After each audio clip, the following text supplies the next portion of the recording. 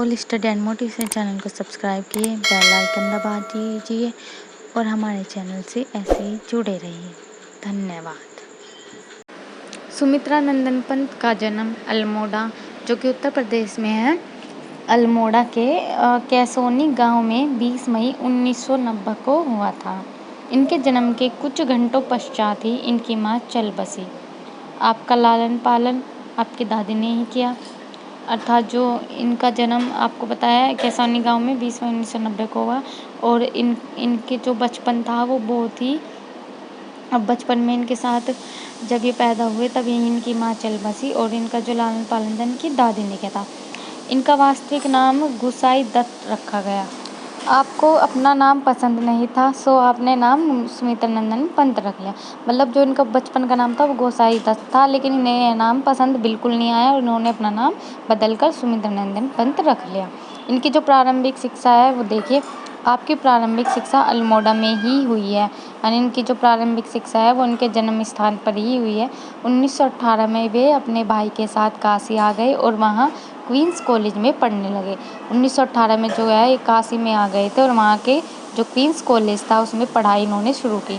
Matric उत्तीर्ण करने के बाद इलाहाबाद आ गए, यानी इन्होंने अपनी 10वीं की परीक्षा इलाहाबाद में की और वहाँ इंटर तक भी अध्ययन किया। 1919 में महात्मा गांधी के सत्याग्रह से प्रभावित होकर अपनी शिक्षा अधूरी छोड़ दी, यानी महात्मा गांधी से प्रभावित हुए और अपनी शिक्षा को बीच में ही छोड़कर स्वाधीनता आंदोलन में सक्रिय हो गए। हिंदी, संस्कृत, अंग्रेजी और बांग्ला का स्वाध्याय इन्होंने स्वयं ही किया है, अर्थात इन्होंने अपने घर पर ही रहकर संस्कृत, अंग्रेजी और हिंदी अथवा बांग्ला भाषा, इन सभी भाषाओं का ज्ञान स्वयं ही स्वाध्याय से प्राप्त किया। आगे देखते हैं। इनका जो है प्रकृति से असीम लगाव था, बचपन से ही सुंदर रचनाएं लिखा करते थे। मतलब कि ये जो सुमित्रा नंदन पंत जी है इनको प्रकृति का सुकुमार कवि भी कहा जाता है। इनके जो है प्रकृति की ओर अधिक रुचि थी। इन्होंने बादल, नौका, यह जो चांद, अपनी इन सभी चीज़ों का जो प्राकृतिक चीज़ें हैं उन सभी का वर्णन अपनी कविताओं में किया है। इनकी प्रमुख कृतियाँ इस प्रकार है। वीणा, उच्छ्वास, पल्लव में इनकी पल्लव के अंतर्गत जो है इनकी बादल कविता है उसका वर्णन है। गुंजन में और पल्लव में इनकी जो है वो मौन निमंत्रण है।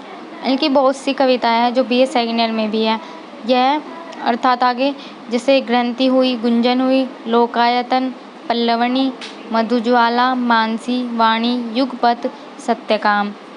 इनको जो पुरस्कार भी मिले हैं, सम्मान भी मिले हैं। चिदम्बरा जो इनकी एक वो थी कीर्ति, उसके लिए उनको भारतीय ज्ञानपीठ, लोकायतन के लिए सोवियत नेहरू शांति पुरस्कार और हिंदी साहित्य की इस अनवरत सेवा के लिए उन्हें पद्म विभूषण यानी पद्म भूषण से अलंकृत किया गया। निधन इनका 28 दिसंबर 1977 को आपका निधन हो गया, अर्थात जो है प्रकृति के सुकुमार कवि है, इनका जो निधन हुआ वो 28 दिसंबर को 1977 में हो गया।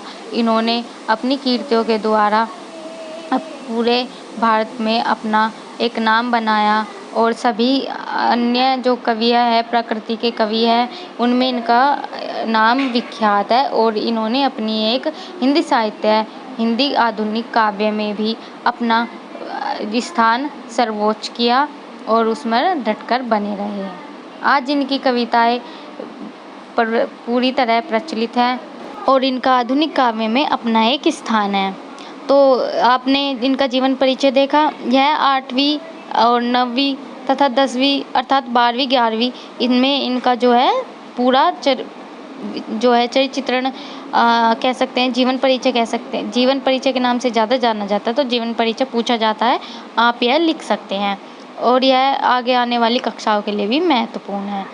तो आप आने वाले सभी जीवन परिचय और उनकी जो रचनाएं हैं उनकी व्याख्या के लिए हमारे चैनल से जुड़े रहे। इनकी नौका विहार है रचना, मौन निमंत्रण है जो आपके BA सेकेंड ईयर के लिए बहुत महत्वपूर्ण है। धन्यवाद।